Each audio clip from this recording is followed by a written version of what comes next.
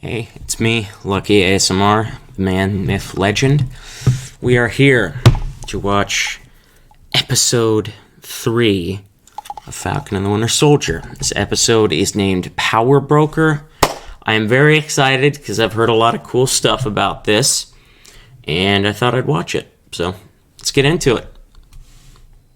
This is so this commercial right here, this is weird because it seems very much like what's going on in the world now, you know? We're here to help.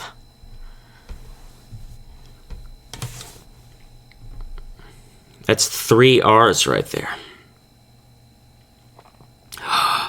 Here we go! The U.S. agent. I really am starting to like the suit. I know it's like a crappy Cap design suit, you know, by design, obviously, but it just looks great. It actually looks really, honestly, pretty good. Getting a little testy here. That's not what Cap would do. Hey, they're bringing his theme back. Oh, that is so cool! That's the thing. I'm getting some major, like, Silence of the Lamb vibes here, and I'm totally for it. But that seems like kind of the thing with Bucky right now, is it seems like last episode he asked, like, what was Rule 2 again? Don't hurt anyone. It seems like Bucky is kind of worried that, like, deep down inside him, there may be, like, a little bit of him that genuinely had a bit of control over the stuff he did. It seems like he's really, like, worried about that.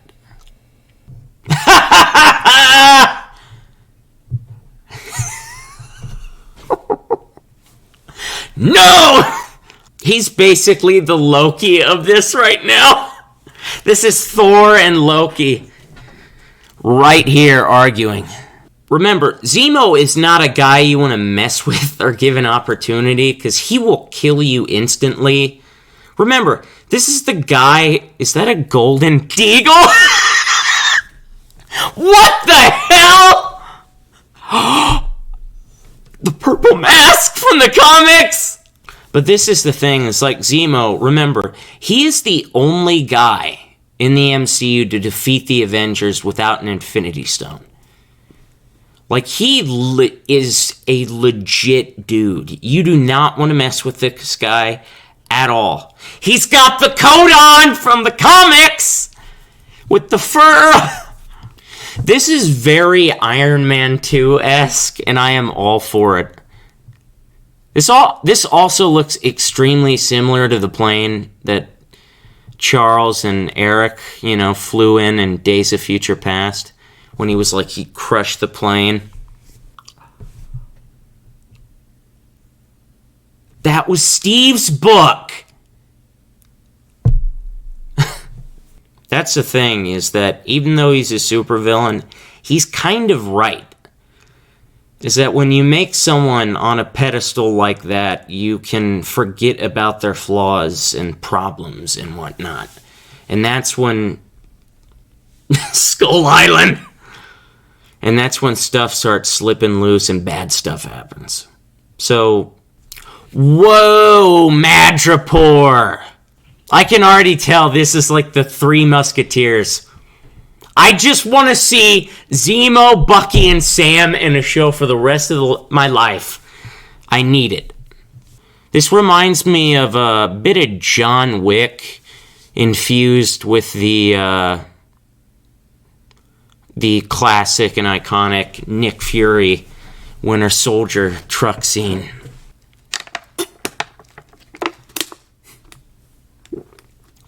Bucky's reaction! He's like, ugh.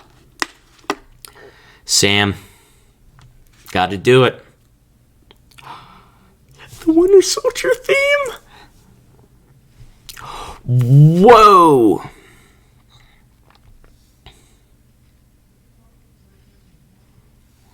You go, Buck.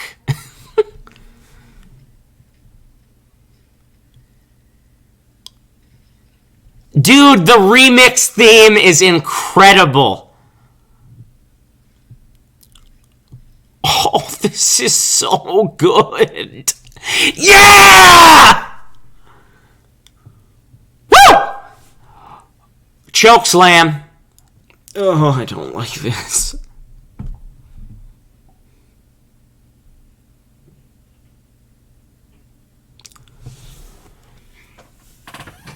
Oh, I don't like this. Oh no, this is out of the timing. Oh my gosh! What the hell?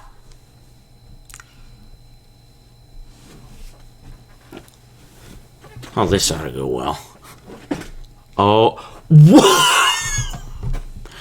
It's John Wick! It's John Wick! Oh my god, this is literally John Wick. Oh crap!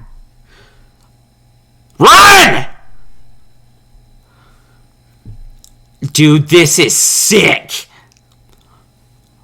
I am in love with this show! Oh! Agent 13! Dude, Anthony Mackie is jacked. I only hope one day I can become as jacked as all of these actors. These super... Look at the man's biceps! My god! Look at this! Nothing! Look at... The guy is... Oh my god! I wish I had that vibranium metal arm. I'm not kidding. I'd chop this thing off for a robotic cyborg arm in real life if I had the chance. I love how they use Bucky as, like, you know, like the most intimidating guy in the room. Because he literally is probably the scariest person on the planet. I mean, this guy terrorized the entire world for a century. Like, I love how all you have to do is just say his name and everybody freaks out. Oh my gosh! Oh, jeez! That was brutal. Come on, Sharon! Kick his ass! Dude, Bucky is not screwing around. Yeah, that's a big deal. Because throughout the MCU and Marvel Comics, one of the reasons why so many superheroes and villains have these powers is because ever since the whole Super Soldier program with Steve Rogers went to hell, everybody was trying to recreate it. That's why characters like Luke Cage and Abomination got their powers. It's because they tried to recreate it. So that's a big deal that this guy was able to do this. I knew Zemo was going to do that. He's going to try and kill that guy and take the Super Soldier Serum himself, isn't he? Whoa!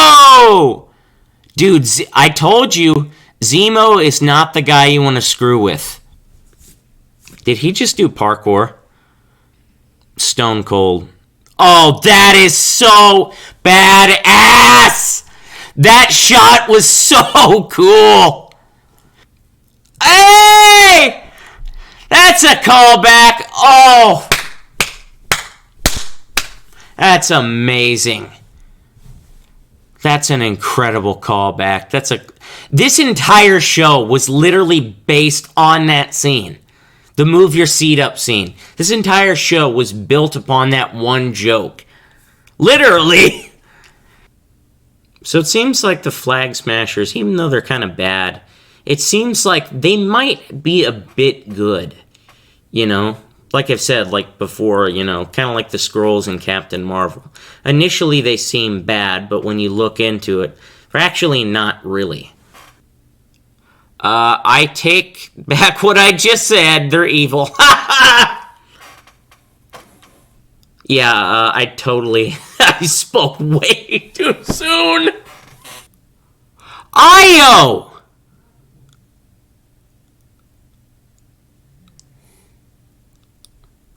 Whoa. So they really were right that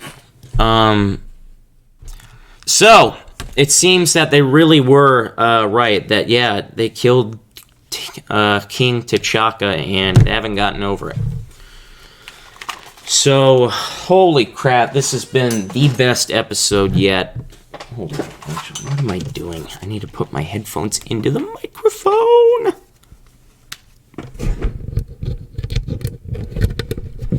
Yeah, they were not kidding. Yeah, the Wakandans still aren't over for that. Which would make sense that they would have eyes on Zemo. You know, as soon as they would have found out he got broken out, they immediately would go after the chance to get the guy. So this is getting interesting, like hardcore interesting. So first of all, I love the whole John Wick vibes of the episode. It was so John Wick. I just, especially with, you know, when they put the bounty off, you know, clearly this was very John Wick inspired, obviously. You know, right down to the whole bounty and stuff. So that was honestly awesome. I loved that part. I also really, it seems, like I said, that throughout this entire series, Bucky has been afraid of, obviously he doesn't have the Winter Soldier programming in him, but it seems like he, like I said, for the billionth time, he kind of has that Winter Soldier just ruthlessness in him, that coldness, that, you know, he'll just shoot someone in the head without a second thought kind of stuff. You know, like he said in the last episode, like, what was the second rule? Don't hurt anyone. So, and it seems like he really is, like, worried about that. Because it's very apparent that he's getting really violent. You know, like, just the normal, you know, good Bucky in, you know, these past couple films when Steve was alive, he wouldn't have done that. Like, he's literally, like breaking bones, throwing people around, you know, just grabbing them, choke slamming him into bars. He threw a frickin' pipe into this guy's chest, straight out of Commando with Arnold. Yo, go, now, get to the chopper, get down! Sorry, I had to. But no, it seems like he really is kind of like, you know, and Bucky, you know, after he beat those guys up in the bar, Sam was like, you alright? So it seems like, yeah, Sam is very aware that Bucky's kind of changing and getting more violent. And it seems like Bucky is starting to know that as well, but he's starting to go too far. You know, he's starting to do stuff that he wouldn't, you know, do if Steve was around, you know. Like, he's like, we need to listen to Zemo. He's our only chance. It's like, you know, slow down. Let's think about stuff. So that's a big deal. Seems like the Flag Smashers are, not as good as I thought they would be. I'm like, you know, maybe they're like good, you know, people. Then immediately blows up a car and an entire building full of people. Like, whoa, going scorched earth here. So they seem evil. It also seems like things are, you know, with the power broker, they're getting bigger and bigger and bigger. Seems like he's, you know, slowly starting to move into this show more and more and more. And, yeah, this ain't good. This is not good, like, at all. This is really bad, you know? So, that's not great. It's cool seeing Madripoor. I'm not too familiar with it, but it's some important place in the comics. I'm not familiar with it. But that's a big deal. But also, it seems like, you know, the CIA, basically, they finally answered how the super soldier serum was being made. Is that basically this doctor got hired by the CIA after the whole Winter Soldier program stopped. Basically, he was hired by the CIA, Langley, to recreate the super soldier serum. And they used Isaiah Bradley's blood when he was locked up, when he said, they were taking my blood. So that means they had been experimenting on this for ages now. And they were using Isaiah Bradley as like their personal guinea pig, kind of like how Baby Yoda was used in The Mandalorian, to get the midichlorians. This guy was used for the super soldier serum. By the way, the fact that this guy was able to recreate that's a big deal. I don't think people really realize how big of a deal that is. Because famously in the comics, in the MCU as well, ever since Dr. Erskine died in the first Avenger, everybody had been trying to recreate the super soldier serum. But everybody failed horrifically. Luke Cage was one of the people that was experimented on trying to recreate the super soldier serum, and that's how he got his powers. Abomination, how he got his powers was because of the sort of super soldier serum experiment thing in the Incredible Hulk. So a lot of characters got their superpowers from this stuff. So the fact that this guy was able to do that is a big deal. That is really big. But the guy's dead now. Other things I liked, I loved the action scenes. These were the best. I loved the Kong Skull Island, reference. That was great. The, fan theory that the book Bucky had was the book Steve had when he got out of the ice. I love the, can you move your seat up, which is a classic callback to Civil War. Literally, I can't. I'm pretty sure at this point they'd probably come out and admit it. But one of the reasons why this show was kind of made, it seems like, was because ever since that one scene in Civil War where, or just kind of those scenes in Civil War between Sam and Bucky where they were kind of constantly hating each other and fighting and yelling at each other and insulting each other, it seems like that this entire show was just built on those moments. Because the chemistry between, Anthony Mackie and Sebastian Stan, both on screen and in real life, is, it's incredibly strong. So, this is interesting. This is a big deal. Hold on, I'll be right back. It's a, it's a big deal where the story is kind of going because, it seems like they're kind of moving closer and closer and closer to these reveals. Because famously, they've said up until this point is that there are going to be a bunch of there's going to be some very surprise cameos.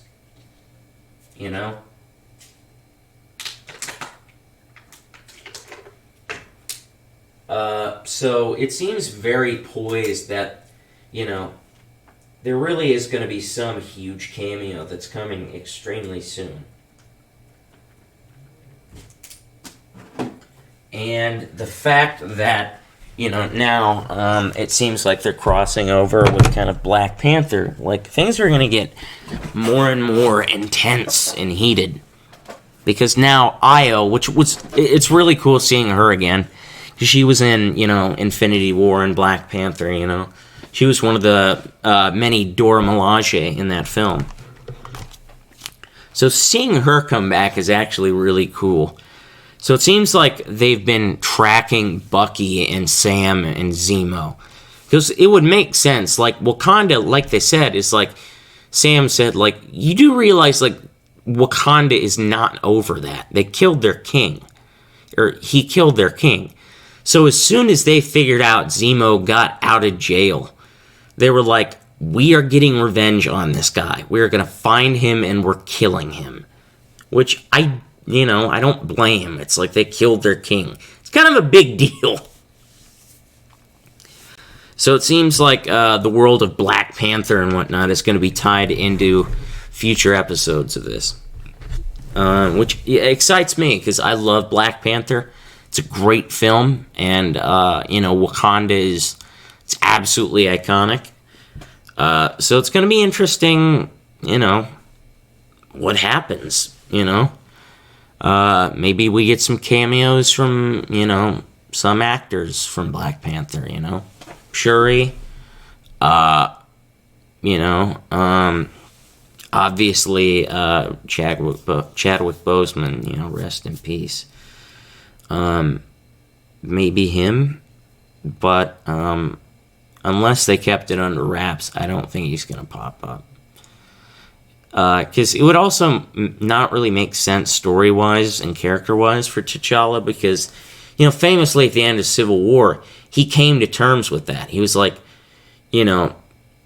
vengeance has consumed them, and I'm done letting it consume me. So it wouldn't really make sense that he would pop up to kill him, because he got over that. That was his kind of character arc in that film. So... But I'm excited to see where this is going, because it's just getting bigger and bigger and bigger and better. I also liked Sharon Carter in this episode, and how essentially she brought up something that people kind of forgot about, is like, yeah, after Civil War, like, when it comes to people who have been wronged, that were on the run, we focused on Sam, Nat, Steve, we focused on them. Quite a bit, but nobody ever talked about Sharon Carter. Like, what happened to her? Because she obviously, she got in trouble for that stuff, and she's just been on her own lately, and surviving on her own. So that's a really, I'm glad they brought it up, because, like, that really is something people often forget, including me, like, oh yeah, like, what happened to her? So this makes sense, and I'm glad they brought her back, and it's going to be interesting if they pardon her, because she kicks butt. The scene in, like, the shipyard where she was just killing everything. That is John Wick stuff. Literally, that is some John Wick level fighting. Incredible. So, yeah, this was really interesting, honestly. And seeing... Zemo, Bucky, and Sam, together as the, like, three musketeers. It's just hilarious. This is why I love Zemo. Daniel Bruhl is having so much fun playing this character, Baron Zemo. So, yeah, I'm excited to see where this goes, because this is really interesting, honestly. So I'm excited to see where it goes, but... I want to thank everyone for watching this reaction. I hope you enjoyed it. And I'll be posting more reactions, soon. So, take care. Can you move your seat up? See ya.